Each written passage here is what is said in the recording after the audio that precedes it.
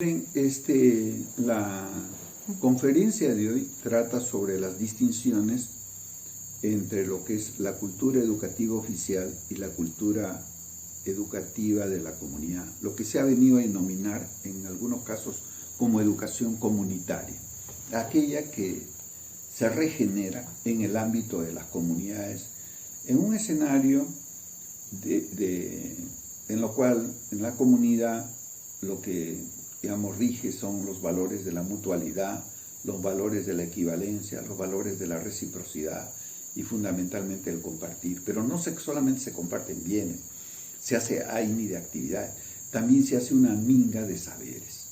¿Me explico? Entonces, esta es la característica de la educación comunitaria, del cual vamos justamente ahora a conversar y ver también las distinciones con lo que es la cultura educativa de la comunidad. Y es importante hacer estas distinciones porque mucha gente lo que está pensando es que como los niños y niñas no han estado hoy día o el año pasado en el aula, entonces han dicho no están educándose. Entonces lo que nosotros hemos insistido una y otra vez no es que los niños no están educándose, sino que están en otro escenario educativo, con otros tipos de aulas, con otros tipos de modos de cómo se regeneran saberes, distintas a las que estamos acostumbrados a realizar en esta relación de docente-estudiante en un espacio que se llama aula de clases. Entonces, yo creo que es muy importante primero establecer distinciones, pero que las distinciones no nos lleven a oposiciones y separaciones, porque los padres de familia lo que quieren es diversidad de saberes. Pero lo que es importante es entender ahora que, por lo menos en este momento de pandemia, el eje de la educación de los niños y niñas, hablo del mundo rural, y particularmente las comunidades campesinas, comunidades indígenas, comunidades rurales, ya no está en el aula, ya no está en el espacio educativo en la cual predomina la cultura educativa escolar, la denominada cultura educativa oficial, sino ahora lo que tenemos es una educación que se desarrolla en primer lugar en la Amazonía, se desarrolla para hacerla más o menos equivalente a la cultura educativa oficial. En vez de una aula tenemos 4, ¿no? ¿Cuáles son esas? Una es la aula, es la casa. ¿Qué se aprende en la casa? Se aprende, por ejemplo, todo lo que es la cultura educativa culinaria, basada en una diversidad de saberes, que solo en Frecol, nosotros aquí en la Amazonía, en el mundo quechua lamas, habíamos hecho un censo de 40 platos. Y hablando solo de Frecol, no hablamos de yuca, no hablamos de maíz, no hablamos de otros tipos de cultivo, de las maneras como se comen las frutas. Entonces, durante un año se desarrolla y este niño y la niña van aprendiendo todo lo que son las señas, los secretos de toda una cultura. Es un elemento muy importante. Pero en la casa no solamente se aprende a comer, a cocinar, a preparar nuestros alimentos, sino se aprende también a tejer, ¿no? Se aprende a hacer los chumbes, se aprenden a hacer una serie de tejidos que luego nosotros usamos como brazaletes, usamos como nuestras pretinas, usamos como nuestros chumbes, usamos una serie, y antes incluso se tejía más, en la medida en que se hacían incluso todas nuestras colchas y muchos vestidos, ¿no? Ahora estos se han vinculado básicamente a la producción de lo que en el mundo indígena por lo menos son los chumbes y todo tipo de brazaletes, ¿no? Y estas pretinas que son muy lindas, muy importantes, y del cual hay unos diseños impresionantes. Hemos contado como más de 15 a 20 diseños en las comunidades que hay. Se aprende también la cerámica.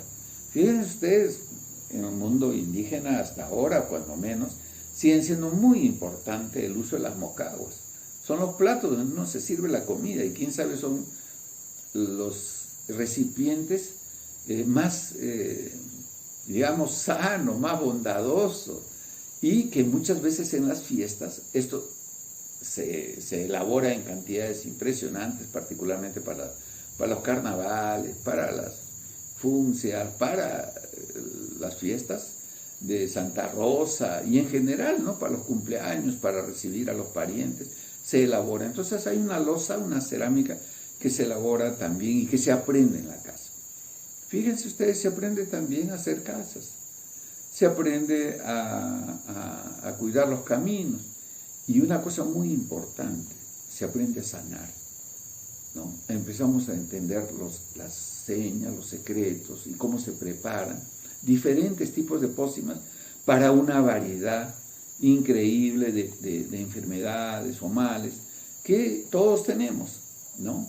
Y mucha gente considera todavía indígena que cuando vamos al bosque te dicen, esta es mi farmacia, profesor, ¿sí? Allí ellos tienen pues una variedad impresionante de resinas, de palos, de cortezas y también de arbustos con los cuales van resolviendo los problemas que ellos pueden tener de los desequilibrios corporales, ¿no? Y de los desequilibrios emocionales que pueden tener en la vida. Entonces la casa es un extraordinario escenario. Entonces cuando dicen, no se están educando, hágame usted el favor. Pongámonos un ratito a pensar que educación es un bien público. La educación no puede ser un asunto entendido solamente como una suerte de privatización de un servicio en manos del Estado, en manos de las entidades privadas. La educación es un bien público y se desarrolla a lo largo de las trayectorias. Hay trayectorias educativas que no solamente tienen que ver con la educación dentro del sistema educativo, sino de entre otros sistemas educativos que desgraciadamente se llaman informal y no formal, cuando todos sabemos que cultivar papas requiere una exquisitez impresionante como cultivar frijoles, como que alguien me puede decir que eso no tiene forma. No tendrá forma para quién, pero para un agricultor es todo un arte la agricultura andino-amazónica. Entonces yo quisiera en principio que se repiense en los escenarios oficiales educativos de motejar la cultura educativa nuestra como no formal o como informal. ¿Saben por qué no es importante? Porque eso no ayuda al diálogo de saberes. El diálogo de saberes se da entre equivalentes, entre culturas que se consideran semejantes. Lo que hace falta en el país es un desarrollo de toda la epistemología de la cultura educativa de la comunidad. Epistemologías, ontologías y pedagogías y metodologías lo tenemos de la cultura educativa occidental moderna, que ha teñido el currículo y las formas de ver las enseñanzas en el mundo andino, pero que requieren, creo yo, un contrapeso para entender estas otras epistemes, estas otras pedagogías, y que creo que tienen sus distinciones, ¿no? Respecto a la manera como estamos viendo nosotros las metodologías de enseñanza. Entonces un elemento muy importante es los espacios educativos. Hemos hablado de la casa, pero aquí también me puedo referir de la chacra. Y aquí no voy a ahondar porque sería muy largo ya todo el rollo, igual como el espacio del bosque y el espacio del agua. Entonces fíjense ustedes, 4 espacios. ¿Y ellos niegan el espacio de la escuela? No, lo consideran es un 5.º espacio de aprendizaje de la vida, ¿sí? Y que todo conforma su trayectoria educativa. Y se entiende como lo hace el PEN, el Proyecto Educativo Nacional al 2036, que la educación no se agota en el aula, sino que abarca todos estos espacios educativos. Entonces creo que tenemos el marco orientador como para entender la educación comunitaria en estas aulas. Entonces tenemos 4 más 1, 5 aulas. Esta aula última está descansando. En algún momento se abrirá, ¿no? Y ahora se abrirá de vez en cuando sea necesario. Pero el profesor tiene que entender que tiene 4 aulas más a su disposición. Lo que ocurre es que en los institutos, en los pedagógicos, en las universidades, no hemos trabajado sobre estas aulas. Hemos trabajado pensando en un sistema aulacéntrico, la educación como un sistema cerrado, en una cápsula, totalmente como en las fábricas, sin relación con su ambiente, sin relación con la comunidad. Es hora de que cuando menos en el ámbito educativo de las comunidades rurales entendamos que hay relaciones porosas y entendamos de una vez por todas que se están educando en estos espacios. Y yo también quería hacer referencia no solamente a los espacios, sino a la manera como aprenden. Fíjense, la relación de aprendizaje en en la cultura educativa escolar oficial es una relación básicamente humana y básicamente centrada en el desarrollo de las facultades mentales asociadas a la abstracción. Se ha reducido tanto el espacio de formación que se ha dejado otros elementos que me parecen muy importantes dentro del aprendizaje de un niño o niña. Primero, no es antropocéntrico. O sea, el niño no aprende solamente de los humanos, aprende el mundo más que humano. Aprende del agua, aprende del bosque, aprende de la chacra, aprende cuando hace medicinas, aprende de todos. ¿Por qué razón? Porque tiene otra relación con la naturaleza. La naturaleza también es una persona. Y acá es muy común los indígenas que digan, la chacra enseña, la luna enseña. ¿No? Entonces resulta que el mundo en el cual nosotros estamos, el agua enseña. Entonces todo nos enseña. Y es una vinculación entonces educativa totalmente diferente a entender la cultura educativa dentro de los marcos del mundo humano. Y en el mundo humano, desgraciadamente, se ha privilegiado, especialmente a finales del siglo XX, una relación de subordinación doble. Una relación de subordinación de las operaciones asociadas al desarrollo del pensar, como es el análisis, la síntesis, la sistematización, la comparación, se han exagerado haciendo de lo mental la cuestión fundamental del aprendizaje y dejando las funciones corporales del sentir, del percibir, del intuir como elementos secundarios. Y se piensa, por ejemplo, que los sentidos están para suministrar información, pero en los sentidos no radica la inteligencia, no radica lo mental. Cuando ahora se sabe, ¿no?, por los estudios de los neurobiólogos, por los estudios de todo lo que es la biología actual, que es el cuerpo el que aprende, es la totalidad. Y esa separación cartesiana ha llevado incluso a que haya eminentes psicólogos que hayan dividido en una escalera cognitiva el desarrollo de lo mental y ha adquirido una condición oficial. Y al diablo con el cuerpo, disculpen la expresión, ¿no? ¿Cómo se desarrolla ese cuerpo? No importa, para eso está la mente, para que sojuzgue el cuerpo.